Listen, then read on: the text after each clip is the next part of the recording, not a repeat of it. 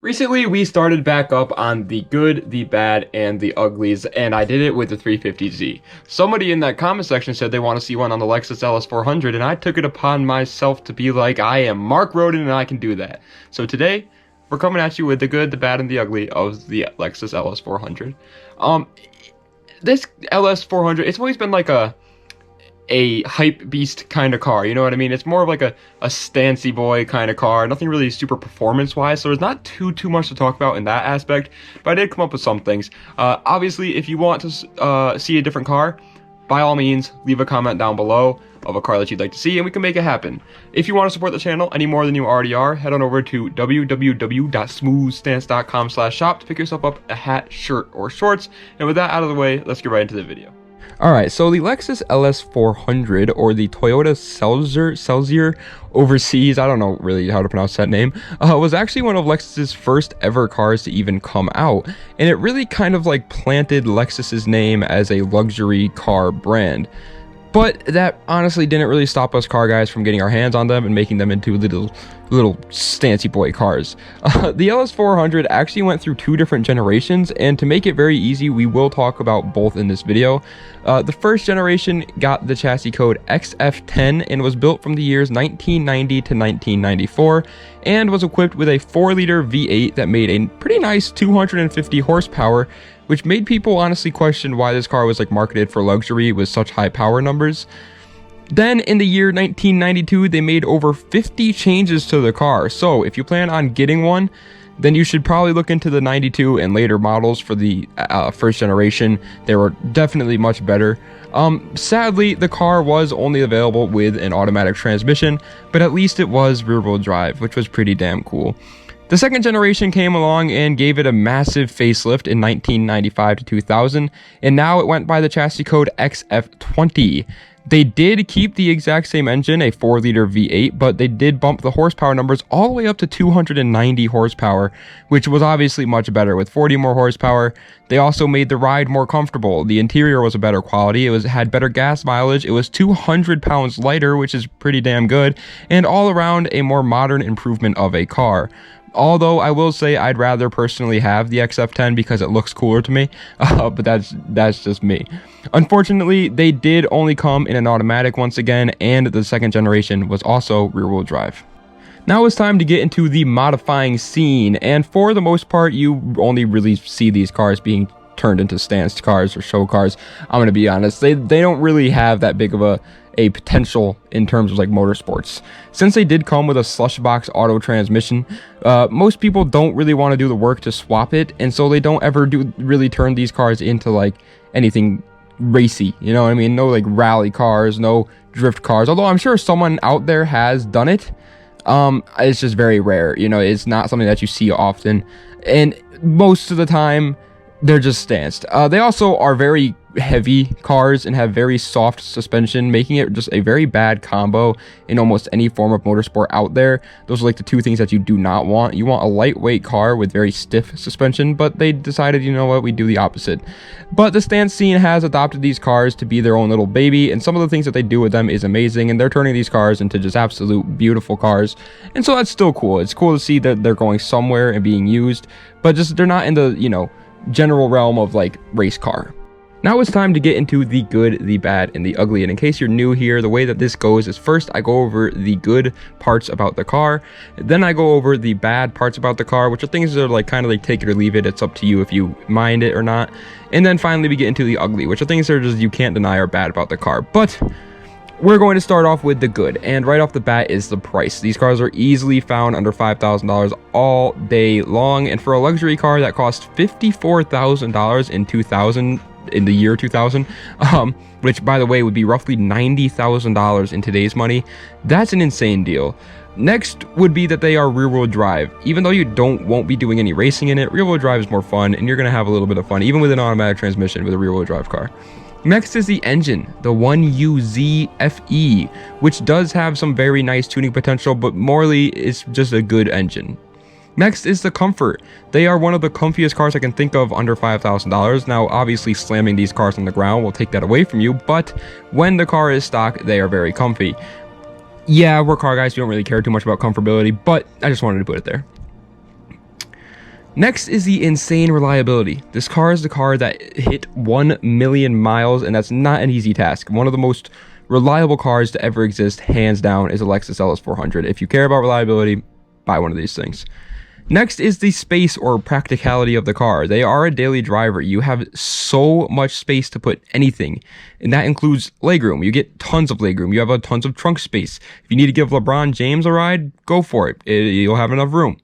Next is the sound. Usually I put this in the bad to let you decide, but for a 90s JDM car, this thing just sounds absolutely amazing, and there's no way that you can deny that it sounds great. So here's a clip.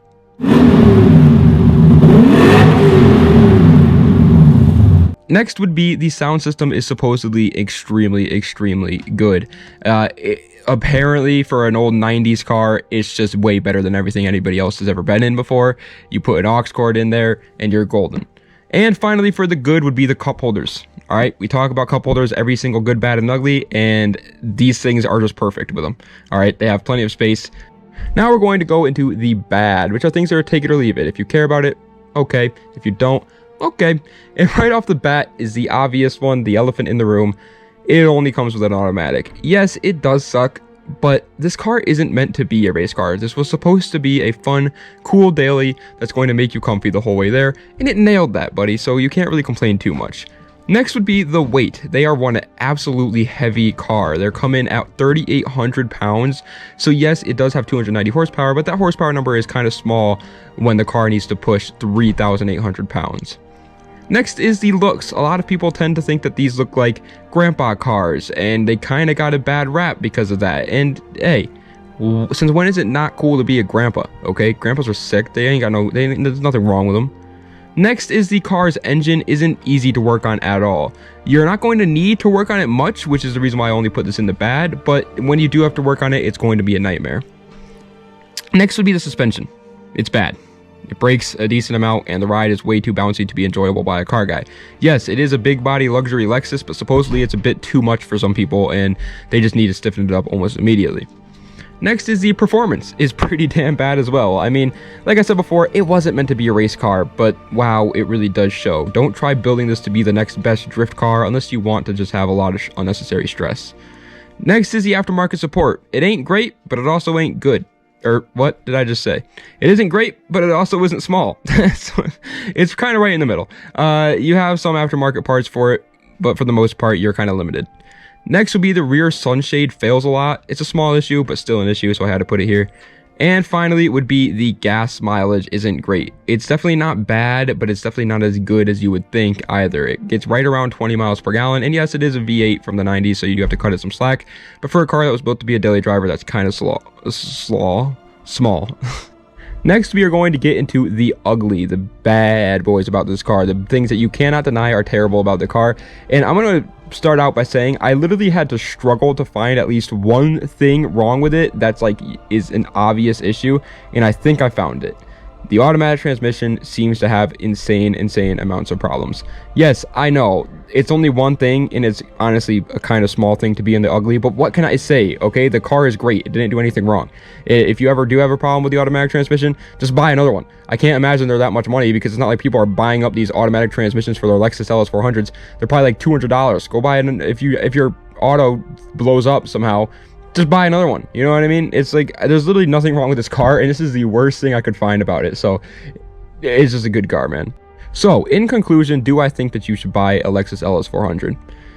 Yes. There's no way that you can say that this is a bad choice for a car. It's just an amazing car. No matter who you are, no matter where you live, it is a good car. Even if you are in a snowy area, these cars are built to handle well. Suspension is extremely soft, and it's a heavy car that isn't fast enough to get you into any trouble in the snow. Drive a little bit slower than normal, and you'll be all right. It's an amazing car for a daily, it's an amazing car for a project, it's an amazing car for a show car, but just not great for a race car. So maybe if you're looking to buy a race car, then yeah, it's probably not a great choice. But for absolutely anybody else, it's an amazing choice. It's great. There's nothing I can really, honestly, there's nothing I can really think that is wrong with the LS400 that's like something that's like, oh wow, I gotta stay away from those cars. Like, there's just nothing. They're just a good car. And yes, they're not good race cars, but they weren't trying to be a race car. Don't try to make your Lexus LS400 into a race car, because it's not what it was built for. All right, it was built to just be a fun little cruiser, and it still to this day holds up on that, and you don't have to worry about it.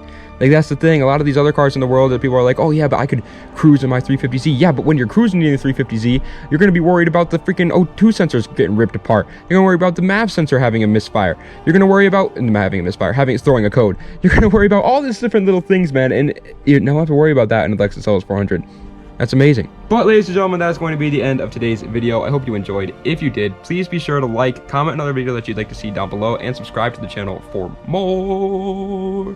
Also, let me know another car that you guys want to see, all right? Let me know in the comments what car do you want to see next time, because somebody said the LS400, and I was like, that is a great idea. Somebody also said the Toyota Serra. I might make that happen. We'll see. We might do it. We might do it.